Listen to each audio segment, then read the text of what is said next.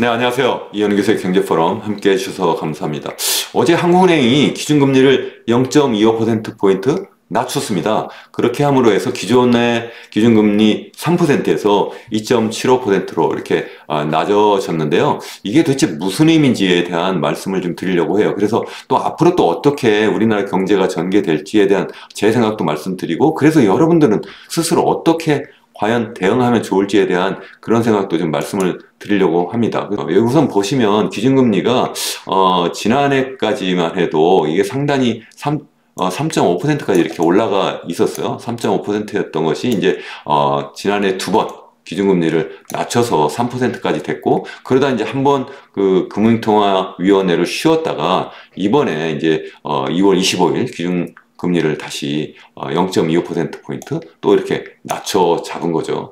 우리나라는 항상 미국 경제가 어떻게 움직이느냐에 따라서 우리나라도 따라갈 수밖에 없다, 뭐 그런 이야기를 많이 하잖아요. 그래서 한때는 우리 이창용 한국은행 총재가 한국은행은 우리나라 행정부의 어떤 정책과는 독립적으로 이렇게 운영을 하지만 미국 경제로부터 독립적으로 운영되기가 굉장히 힘들다, 뭐 이런 이야기를 했어요. 그래서 미국의 연준이 우리나라의 한국은행과 같은 중앙은행인데, 거기서 기준금리를 움직이면 따라 움직일 수밖에 없고, 또 미국 경제가 움직이면 또 우리나라 경제가 또 거기에 대응을 해야 되기 때문에 한국은행의 기준금리도 변화될 수밖에 없다, 뭐 그런 뜻으로 이야기한 적이 있는데요. 여기 보시면 한국은행이 거의 뭐 미국의 기준금리 움직임과 마찬가지로 이렇게 움직이긴 하는데 똑같지는 않습니다. 그래서 기준금리가 미국 연준의 경우에는 2022년 초부터, 정확히는 3월부터 이제 기준금리를 막 이렇게 빠르게 올리기 시작했어요. 그래서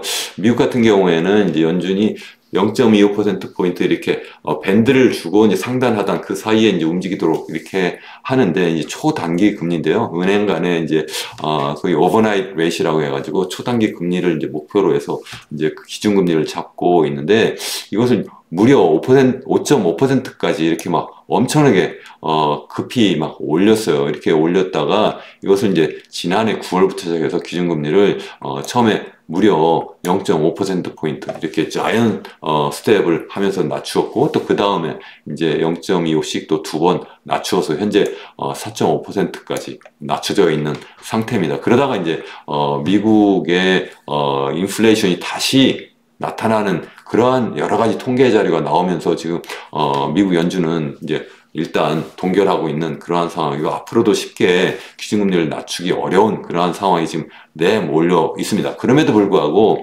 한국은행은 연준보다 좀 늦게 기준금리를 낮추기 시작했는데, 지난해 두 번 낮췄고요. 그러다 이제 한 번 쉬고, 그러다 이제 이번에 다시 또 기준금리를 0.25% 이렇게 낮췄어요. 그래서 미국의 기준금리와 우리나라의 기준금리 격차가 1.75%포인트 정도 이렇게 난다. 사실은 우리나라가 미국보다 여러 가지 이제 경제 안정성이 떨어지기 때문에 우리나라의 기준금리가 미국의 기준금리보다 일반적으로 높은 것이 사실이거든요. 또 그래서 또 시장금리도 우리나라의 시장금리가 더 높아야지만, 그래야지만 이 글로벌 투자자들의 입장에서 생각하면 미국과 우리나라를 비교해서 우리나라의 수익률이 더 높아야지만 투자를 할 거 아닙니까? 또 우리나라의 투자자들도 마찬가지로 미국하고 우리나라 비교했을 때 우리나라 아무래도 또 여러 가지로 이제 불안한 측면이 있기 때문에 미국보다 기준금리도 높아야 되고 또 시장금리도 더 높아야 되는 그런 것이 일반적인데, 현재 지금 반대로 현재 되어 있다는 거죠. 그러면 왜 그러냐? 이제 한국은행은 기준금리를 정할 때 일단 한국은행 법에 의해서 두 가지를 꼭 고려하게 되어 있습니다. 첫 번째는 이 물가 상승률, 다시 말씀드리면 인플레이션율이 2% 밑으로 이렇게 유지되도록 하는 그러한 목표가 있어요. 근데 여기 보시면 최근에 이제 소비자 물가 지수 등락률, 그러니까 인플레이션율이죠. 그 인플레이션율이 지난해 말까지 계속 떨어지는 그러한 어떤 모습을 보였어요. 이게 2022년 중반부터 시작해서 계속 이 물가 상승률 전년 대비로, 그러니까 1년씩 이렇게 상승률을 매달 계산해 보면 계속 떨어지다가 지난 1월에 이게 2.2%로 다시 높아졌어요. 이게 계속 떨어지다가 다시 높아졌다? 이거는 뭔가 좀 불안하잖아요. 그것도 목표치인 2%보다 더 높아졌다. 이러한 상황인데도 한국은행은 기준금리를 낮추기로 결정을 한 거예요. 또 한국은행이 또 기준금리를 정할 때 꼭 고려해야 되는 것이 뭐냐면 금융 안정이에요. 금융 안정은 크게 두 가지가 있어요. 하나는 국내의 금융시장의 어떤 안정성이 있고요. 또 하나는 국제시장에 있어서의 금융 안정성. 이렇게 두 개로 나눠볼 수가 있어요. 다시 말씀드리면 여러분들이 일반적으로 생각하는 금융기관의 어떤 시스템 위기가 오지 않도록 하는 것이 한 가지가 있고, 또 하나는 외환시장. 외환시장에서 안정성이 유지가 되도록 해야 된다. 그 외환시장에서 나타나는 그 어떤 안정성을 대표하는 지표가 바로 환율이죠. 이제 미국 달러 대비 우리나라 원화가 어떻게 움직이느냐, 이게 두 가지인데요. 그래서 그 두 가지를 이렇게 보시는데, 여기 보시면 달러당 우리나라의 원화 가치가 여기 보시면 계속 상승하고 있잖아요. 아니, 원화 가치가 이제 하락하고 있죠. 그러니까 환율이 높아지고 있다. 그 얘기는 이 1달러당 이게 2022년 중반까지만 해도 20년이죠. 죄송합니다. 20년 중반까지만 해도 1,100원 밑에까지 이렇게 떨어져 있는 상황인데, 이게 지금 1,450원 근처까지 막 지금 왔다 갔다 하고 있어요. 이게 너무 많이 간 거 아니에요. 사실 1,450원보다 더 높아서 1,500원대까지 막 가는 그러한 찰나에 1,470원대가 넘어가니까 한국은행과 그리고 이제 금융당국 하면 이제 기재부가 함께 이제 들어가 있는데, 거기서 이제 보유하고 있는 외환을 이제 달러를 막 시장에 내다 팔면서, 그러면서 이제 환율 방어를 한 거죠. 그러니까 환율 방어를 하면서 이미 말씀드린 것처럼 우리나라의 외환 보유고는 계속 빠르게 감소했고, 또 그럼에도 불구하고 어쨌든 일단 환율 방어하는 것이 굉장히 중요하다 해서 방어를 했는데, 최근에 약간 좀 떨어지는 것처럼 보이지만 이것은 우리나라가 잘해서가 아니라 전 세계적으로 전 세계적인 통화와 비교할 때 미국 강달러가 최근에 약간 좀 약달러로, 뭐 약달러까지는 아니면 강달러 기조가 약간 좀 둔화되는 그러한 측면이 있어서 같이 좀 움직인 거거든요. 근데 어쨌든 현재 상황이 어느 정도 심각하냐면, 여기 2009년에 그러니까 글로벌 금융위기 당시에 그때의 우리나라 1달러당 원화 가치, 그러니까 다시 말씀드리면 그 당시에 환율과 비교할 때 약간 낮은 수준 정도지 굉장히 높은 수준이다. 또 하나는 우리가 97년 외환위기 트라우마가 있잖아요. 그때 뭐 한때는 뭐 이게 2,000원 근처까지도 막 올라갔습니다만, 이게 막 떨어졌다가 글로벌 금융위기 때 확 올라갔는데 다시 또 떨어졌다가 다시 또 빠른 속도로 올라가고 있다? 뭔가 좀 불안하잖아요. 이렇게 불안한 상황인데도 불구하고 지금 한국은행이 기준금리를 지금 낮추었다. 이렇게 지금 말씀을 드릴 수 있는 거죠. 굉장히 불안하다. 또 한 가지 이제 국내의 금융시장인데, 국내 금융시장을 제일 불안하게 하는 것은 바로 뭐냐면 가계부채라고 제가 계속 말씀드렸어요. 우리나라 가계부채가 너무 높다. 이게 뭐 지난해 6월까지만 해도 이게 100%가 넘었는데, 한국은행이 그 통계를 추계하는 방법을 바꾸면서 이게 90% 초반, 그러니까 GDP 대비 한때는 100%가 넘었는데 이 90% 초반까지 이렇게 낮아졌다, 이렇게 얘기하는데, 실제 낮아진 것이 아니라 추계 방법이 낮아져서 그런데요. 여기 보시면 실제 이 가계신용 하면 우리가 일반적으로 생각하는 이 가계대출이에요. 사실 이 속에 보면 가계대출이 있고, 우리가 신용카드를 썼을 때 거기에 있는 어떤 판매신용이 거기 이제 들어가 있는데, 어쨌든 이 가계신용을 이렇게 보시면 이게 계속 증가하고 있잖아요. 그러니까 이게 지금 계속 증가하고 있는 것이 문제고, 특히 이제 그 속에 들여다보면 이 가계대출이 대부분 이게 뭐냐면 이 부동산 담보대출이다. 그래서 부동산 담보대출이 계속 증가하는 것이 큰 문제입니다. 이런 말씀을 계속 드렸고, 특히 이제 금리를 낮추게 되면 또 사람들이 이 금리가 낮아지니까 다시 또 돈 빌려서 집 사야 되겠네. 이렇게 돼가지고 다시 또 막 가계부채가 더 빨리 증가하고, 이렇게 되면 또 이게 금융불안을 가져올 수가 있고요. 이게 예전에 2008년 글로벌 금융위기를 불러일으켰던 미국의 서브프라임 모기 사태와도 비슷한 상황으로 갈 수가 있고, 또 1990년 일본이 잃어버린 30년을 시작했던 그 당시에 소위 얘기하는 자산시장 버블이 꺼지기 직전 상황까지 또 갈 수가 있다. 그러한 상황까지 막 갈 수도 있는 이런 위험한 상황인데 한국은행이 기준금리를 낮춰 잡았다는 거죠. 그게 이제 큰 문제다. 이제 그러한 말씀입니다. 이건 뭐 좀 전에 설명드렸던 그 그래프와 이제 비슷한 건데요. 왜 그러냐면 좀 전에 말씀드린 것처럼 한국은행은 한국은행 법에 의해서 물가 안정과 금융 안정 이 두 가지의 어떤 목표를 달성시켜야 되는데 거기에 이제 포함되지 않는 건데도 불구하고 실질적으로 항상 중요하게 생각하는 것이 바로 뭐냐면 우리나라의 경제 상황, 경기 변동이에요. 그 경기 변동을 잘 나타내는 것이 바로 GDP 성장률이잖아요. 이 GDP 성장률이 지금 한국은행이 이번에 기준금리 인하를 발표하면서 또 발표한 게 뭐냐면 올해의 GDP 경제 성장률 전망치인데요. 이걸 1.5%포인트로 낮춰 잡았어요. 이게 지난해 말 같은 경우에 지난해 11월 말에 발표한 올해 경제 성장률 전망치가 1.9%였거든요. 그리고 지난 1월에 또 상황이 나쁘다 뭐 이렇게 하니까 그때에 다시 또 수정 전망치를 내놨는데 그게 1.6 내지 1.7% 정도 될 거다. 뭐 이렇게 했었는데 다시 또 이걸 낮춰 잡은 거예요. 그러니까 굉장히 지금 상황이 나쁩니다. 뭐 이렇게 이야기를 하는 거고요.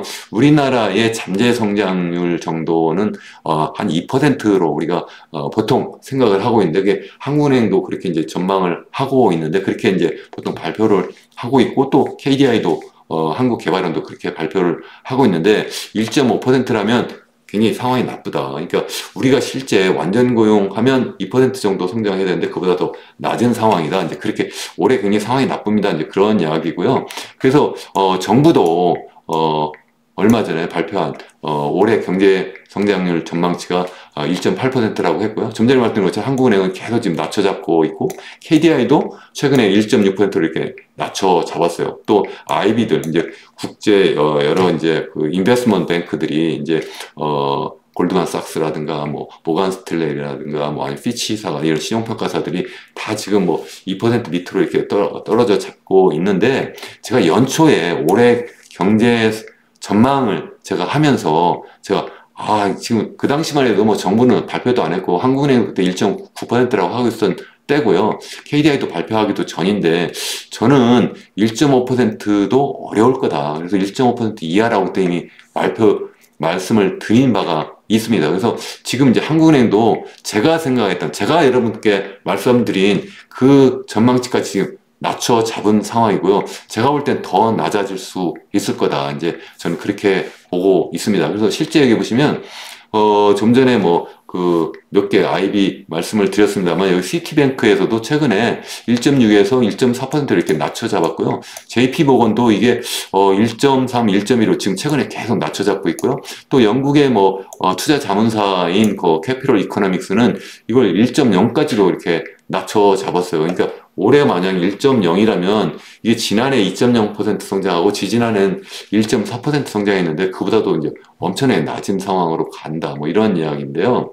이게 왜 심각하냐면 여기 보시면 이 지난해에 경제 성장률이 뭐 2.0이다 이렇게 했는데 이게 분기마다 성장률인데요. 이게 지난 분기 대비 얼마 성장했느냐? 1분기만 1.3% 성장했고요.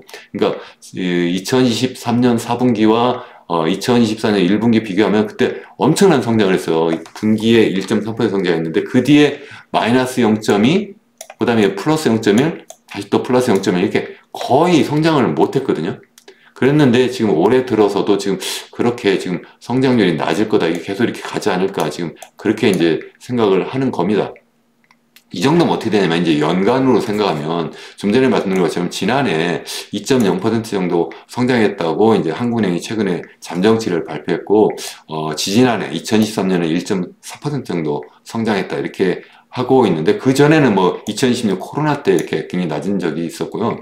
이거 제외하고는 또 실제 이렇게 낮은 적은 좀 전에 말씀드린 것처럼 뭐 글로벌 금융위 때 2009년 때 그리고 1997년 외환위기 때 말고는 아예 없어요. 그래도 그때는 이게 성장률이 한번 낮아졌다가 이게 V자 반동, 바로 반등을 했거든요. 근데 이게 지금 1.4에서 2.0, 다시 또 올해 1.5로 간다? 아니면 또 제가 예상하는 것처럼 더 낮아질 수 있다. 이렇게 돼버리면 이거 정말 3년 연속 계속 성장률이 굉장히 낮고 어쩌면 그것이 전부가 아니라 앞으로도 더 낮아질 수 있지 않을까 이렇게 저는 이제 걱정을 하고 있는 편이에요. 그러면 앞으로 어떻게 될 거냐 이제 보려면 이제 크게 보면 우리 GDP에 보면 이제 수요 측면에서 보면 크게 이제 소비 수요가 있고 그리고 이제 투자 수요가 있고 정부 지출 수요가 있고 그리고 마지막 순수출 수요가 있는데 제일 큰 부분이 바로 이 소비예요. 소비 수요가 전체 GDP에서 한 50% 정도 차지하거든요. 근데 이게 보시면 지난해에 각 시도별 소비 판매 감소율이 다 감소했어요. 울산부터 시작해가지고 뭐 세종까지 다 감소했고 전국적으로 한 마이너스 2.2% 이렇게 감소했어요. 그러니까 소비가 다 죽으니까 지난해 경제 성장률이 2.0이라고 했는데 그것도 수출이 그나마 선방해서 그렇다 제가 이렇게 말씀을 드렸었잖아요. 근데 올해는 수출도 좀 어려울 것 같습니다. 이런 말씀 드렸고 그 다음에 이제 투자인데 투자도 굉장히 어려웠다. 그 어려운 이유가 주로 이제 그 투자 속에 보면 이 건설 투자가 있고요. 주로 부동산이 살면 그 뭐 그러면 이제 투자 수요가 살고 그렇지 않으면 죽는데 지난해도 안 좋았고 올해도 계속 마이너스로 갈 겁니다. 이렇게 말씀드렸고 그거 말고 이제 설비 투자나 R&D 투자가 그나마 플러스인데 전반적으로 뭐 소비가 잘 안 되고 수출도 잘 안 되면 기업들이 어떻게 투자를 할 수 있겠어요? 투자도 굉장히 어려울 거고 그럼 남은 것이 이제 유일하게 결국 정부 지출 를 늘리는 건데 그래서 지금 추경을 막 한다고 해서 막 하잖아요. 그래도 우리나라의 재정적자가 계속 늘어나고 있는 상황에서 과연 얼마나 더 늘릴 수 있을까 이제 그런 이제 걱정이 지금 현재 있는 겁니다. 그래서 이제 여러분들 이제 생각해 볼 수 있는 것이 그러면 앞으로 어떻게 될 거냐는 이제 심리 지수를 보면 되잖아요.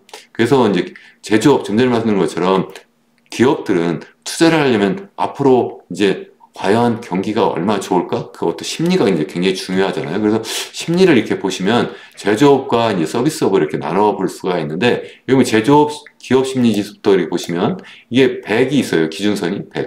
이 100이 뭐냐면 2003년부터 24년까지, 그러니까 20년 동안 장기 평균치예요. 그 장기 평균치보다 낮으면 그러면 이제 이게 설문조사를 한 거예요. 기업들한테 현재 상황을 어떻게 보십니까? 이렇게 봤을 때 장기 평균보다 높으냐 낮으냐 이렇게 보는데 지금 90 정도밖에 되지 않는다는 거예요. 굉장히 낮다는 거죠. 최근에 약간 높아진 것처럼 보이지만 90이면 100보다 무려 그러니까 20년 장기 평균보다 무려 10%포인트 정도 낮은 상황이고요. 또 여기 제가 여러분들께 꼭 말씀드리고 싶은 거는 여기 보면 2022년 말부터 시작해서 계속 이게 낮아요. 이렇게 장기간 이렇게 기업 심리 지수가 이렇게 100 이하로 있었던 적이 없다. 여기 코로나 상황 때 그때 지금보다 더 낮지만 바로 반등을 했고요. 그 전에 여기 나와 있지는 않습니다만 뭐 2009년 때도 바로 반등했고요. 하다못해 1997년 외환위기 때 그래서 98년 크게 마이너스 성장을 했다가 그 다음에 바로 반등을 했는데 지금처럼 이렇게 계속 장기적으로 이렇게 3년여 기업 심리 지수가 100 이하로 떨어진 적이 없고요. 비제조업, 그러니까 서비스업이죠. 서비스업은 더 심각해요. 그래서 여기 지금 한 80 근처까지 지금 떨어져 있잖아요. 그리고 이게 지금 좀 전에 말씀드린 것처럼 2022년 중반부터 시작해서 이렇게 지금 한 3년 정도, 22년, 23년 중반, 24년 중반, 25년 거의 3년 가까이 계속 지금 나쁜 상황이고 특히 이게 더 문제는 뭐냐면 계속 더 하강 국면으로 이렇게 지금 있다는 거고 그게 이 코로나 상황 때까지 는 아니지만 그래도 그때는 정말 비상시국이잖아요.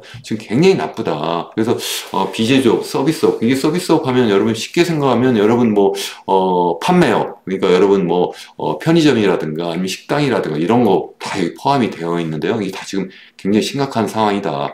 하다못해 소비자들이 그러면 소비라도 잘 해주면 되는데 소비자 심리는 이 소비자가 아까 말씀드린 것처럼 소비 수요가 전체 GDP에서 한 50% 차지한다고 했잖아요. 좀 전에 말씀드린 기업들의 심리지수가 나쁘니까 투자 수요도 굉장히 낮아질 수밖에 없다는 거고 또 소비자 심리지수도 여기 보면 이게 지난 20년 장기 평균에 비해서 지금 계속 마이너스 상황에 특히 이제 소비자 심리지수는 최근에 마이너스로 이렇게 좀 떨어져 있어요. 이렇게 떨어져 있기 때문에 좀 문제다. 최근에 다시 또 이거 올라간다. 이렇게 지금 보여주고 있는데 정말 앞으로 계속 올라갈까? 저는 약간 좀 그렇지 않을 거라 좀 보고 있는 편이에요. 그 이유가 일단 전국이 불안하고요.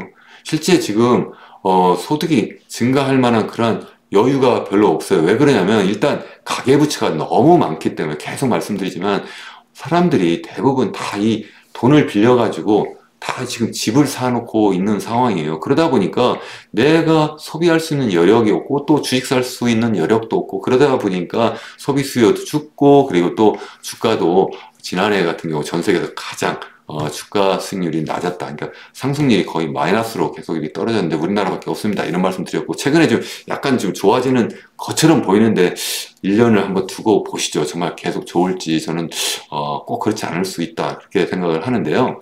그러다 보니까 이제 좀 전에 말씀드린 뭐 기업의 어떤 심리지수 또 소비자들의 소비 심리지수 이 두 개를 합해놓고 보면 이게 지금 계속 마이너스 상황을 지난 한 3년 동안 계속하고 있다는 거죠. 그러니까 굉장히 어려운 상황이다. 이렇게 말씀을 드리고요. 그러다 보니까 이 기업들은 국내에서 투자를 안 하고요. 더군다나 이게 좀 전에 봤던 것처럼 국내 소비자들이 뭐 여러 이제 가계부채가 너무 많고 그래서 빚더미 허덕거리니까 소비를 못하는 것도 있고 또 하나는 인구가 빠르게 이제 고령화가 되고 있으니까 장기적으로 봐도 도대체 소비가 살아날 것 같지 않은 거예요. 그래서 기업들이 여기 보면 최근 보도 기사 제목입니다. 한국만 보고 있다간 망한다. 너도 나도 탈출 러시. 뭐 이렇게 되어 있네요. 그래서 뭐 지금 뭐 주로 여기에 나와 있는 거 소비재 기업들 관련한 어떤 서베이 조사예요. 그래서 제가 이제 대기업 말고 지금 소비재 기업은 대부분 좀 아무래도 중소기업이 더 많이 포함이 되어 있는데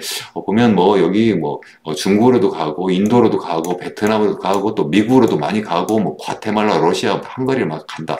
다 지금 도망간다는 거죠. 그래서 그 기사를 제가 유심히 좀 들여다봤어요. 그래서 이 기업들의 신규 생산 시설, 건설 계획, 이게 바로 뭐냐면, 설비 투자라는 거예요. 투자는 크게 보면 건설 투자가 있고요. 또 하나는 이제 설비 투자가 있고 또 R&D 투자가 있는데, 여기는 이제 설비 투자, 그것도 이제 소위 얘기하는 소비재 기업들의 설비 투자 계획만을 대상으로 이제 어느 정도인가 이렇게 이제 조사한, 보도 기사인데요. 제일 큰 기업들, 식품업체에서 20개, 그리고 또 패션, 뷰티 업체 또 10개 이렇게 골라서 이들 30개의 기업들한테 물어본 거죠. 국내에 공장을 건설할 계획이 있느냐, 있다면 어디다 할 거냐 해보니까 총 18건이 있더라. 그 중에서 16건은 해외에서 하더라. 그러니까 국내가 아니라 다 해외에서 한다는 거죠. 그래서 좀 전에 말씀드린 것처럼 여러 지역, 여러 국가로 다 나가고 있더라. 그래서 지금 큰일이라는 거죠. 그러니까 국내 그나마 설비 투자를 지금 하는 기업들도 있긴 한데 이게 국내가 아니라 다 해외로 빠져나가고 있다. 실제 여기 보시면 이게 2000년부터 시작해보면 이게 굉장히 빠르게 해외 직접 투자가 늘어나는데 반대로 외국인이 우리나라에 투자하는 그러한 규모는 거의 늘어나지 않고 그냥 아직 완만하게 증가하는 정도예요. 그래서 이게 한때 정말 심각할 때 2021년 같은 경우에는 이게 거의 3배 이상 차이가 났고요. 최근에도 거의 2배 정도 의 차이가 나요. 그래서 한 2배 내지 3배 정도 우리나라 기업이 해외에 투자하는 것이 외국 기업이 우리나라에 투자하는 것보다 많아요. 그게 무슨 뜻이에요? 그게 결국은 우리나라의 일자리가 다 해외로 빠져나간다는 뜻이에요.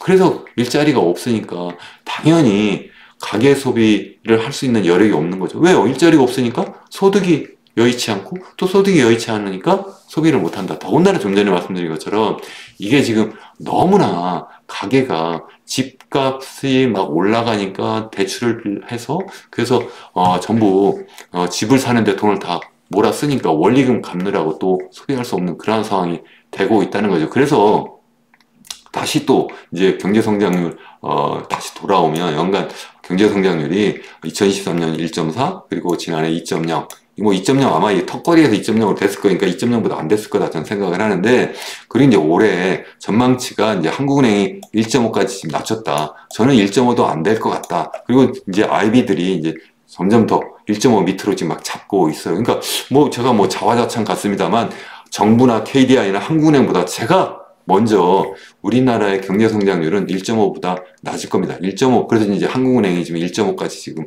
낮춰 잡았다 하는 말씀을 드리는 거고요. 그럼 이제 앞으로 어떻게 될 거냐 뭐 이런 건데요.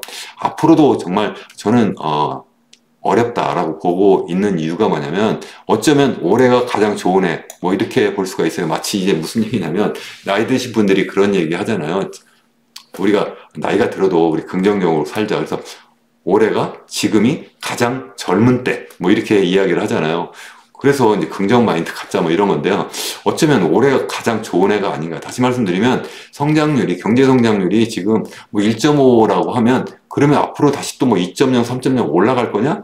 안 그럴 거라는 거죠. 그 이유가 뭐냐면 이게 지금 1971년부터 제가 우리나라의 연간 경제 성장률 움직임을 제가 그림으로 보여드리고 있고 거기 이제 중간선을 제가 이렇게 잡았어요. 빨간 선으로. 이 중간선을 이렇게 잡으면 우리나라의 경제 성장률 평균치가 계속 하락하고 있다는 거죠. 그게 이제 바로 잠재 성장률이에요. 그래서 어디까지 왔느냐? 2%까지 지금 온 거고 그럼 이걸로 끝날 거냐는 거죠. 아니라는 거죠. 이미 한국은행이 2030년대 중반 그래봤자 10년밖에 안 남았어요. 그러면 1% 밑으로 떨어질 거다 이렇게 보고 있고요. 그 뒤로 다시 또 10년 뒤 그러니까 2040년대 중반 정도 되면 0%대로 갈 거다. 50년 넘으면 마이너스로도 갈 거다 이렇게 보고 있고 저도 또 계속 그렇게 여러 국제적인 학술지에 발표한 논문에 제가 그렇게 이야기를 해 왔어요. 이건 정말 문제다. 왜 이렇게 되고 있느냐? 첫 번째는 인구 고령화 때문에 그렇다 계속 말씀드렸고 두 번째는 인구 고령화가 되어도 우리가 인재를 제대로 미래 먹거리를 만드는 정말 창의적인 인재를 키워야 되는데 계속 뭐 법대를 보내야 되겠다, 의대를 보내야 되겠다 이런 쪽의 교육을 하면서 창의성 있는 그러한 인재가 아니라 정말 어쩌면 재수, 삼수 하면서 그냥 대학을 그냥 좋은 데 가고 또 의대 가고 법대만 가는 그러한 교육만 해버리니까 그것도 문제고 또 한 가지는 뭐냐면 미래 먹거리 투자인 설비 투자, R&D 투자가 아니라 계속 부동산 투자, 건설 투자만 해가지고 그냥 땜빵하는 방식으로 해서 문제다 이런 말씀 드렸는데 그러니 이 두 가지가 맞물려 가지고 어쩌면 세 가지죠. 그러니까 인구 고령화 플러스 교육이 제대로 되지 않는 거 그리고 세 번째로 이 제대로 된 미래 먹거리 투자가 아닌 방식으로 경제를 운영하다 보니까 이게 굉장히 빠르게 지금 0%로 지금 막 가고 있다는 거죠. 그래서 정말 큰 문제다. 이제 그렇게 생각을 합니다. 어쩌면 지금 이렇게 됨으로 해서 올해가 제일 좋은 해다. 그게 무슨 뜻이냐면 지금 일본의 잃어버린 30년 그러한 상황으로 지금 가고 있는 것이 아니냐. 일본은 뭐 90년에 갑자기 이제 버블이 꺼져서 그런데 꼭 그렇게 갑자기 버블이 꺼지는 것도 한 방법이고 또 하나는 마치 냄비 속의 개구리처럼 내가 지금 대표 죽는지도 모르고 그냥 계속 조금씩 감소하니까 그러니까 뭐 이 정도면 괜찮은 거 아니야? 이렇게 하면서 그냥 그러다 이제 대표 죽는 거예요. 일부에서는 뭐 그런 말씀 하시는 분들 계시잖아요. 아, 선진국이면 다 이렇게 0%로 가는 거야. 일본도 갔잖아. 일본 가는 게 정상입니까? 아니면 유럽도 갔잖아. 그게 정상입니까? 그럼 미국은 왜 지난 30년 동안 계속 경제 성장률 평균치가 2.5%죠? 그리고 주가 상승률은 왜 이렇게 전 세계에서 제일 높죠? 앞으로도 계속 2.5% 정도 계속 유지할 거라고 보는 거죠? 우리가 왜 일본을 따라가야 되고 왜 유럽을 따라가야 되느냐는 거죠. 그게 아니잖아요. 그래서 저는 지금 현재 상황이 굉장히 엄중하다. 그러면 앞으로 어떻게 될 거냐는 거죠. 투자자, 여러분 개인 투자자로서도 정말 지금이 마치 워렌 버핏이 지금 현금을 제일 많이 현재 지금 갖고 있다. 다 주식을 팔았다는 거 아니에요. 하다못해 미국도 그렇다. 그래서 제가 다음번 영상에서 미국 경제를 중심으로 지금 얼마나 상황이 어려운지도 제가 말씀을 드리려고 하는데 지금은 우리나라 경제 상황이 어렵다는 말씀을 드렸고요. 그래서 여러분 정말 지금은 어쩌면 플랜 B를 준비해야 됐다. 뭐 이런 이야기 많이 하자면 플랜 B가 아니라 플랜 C를 준비해야 되는 정말 이거는 우리가 그동안 경험해보지 못한 그러한 상황까지도 갈 수 있다. 전 그런 생각을 정말 합니다. 그래서 여러분들 정말 플랜 B가 아닌 플랜 C까지도 준비해야 되는 그러한 상황을 여러분 정말 잘 대비해야 된다. 이렇게 정말 말씀드립니다. 여러분 끝까지 시청해주셔서 감사하고요. 기왕이면 여러분 구독과 좋아요 그리고 알림 설정까지 좀 해주시고 이러한 영상을 좀 여러분 주위에 많이 좀 공유도 해주시면 감사하겠습니다. 여러분 감사합니다.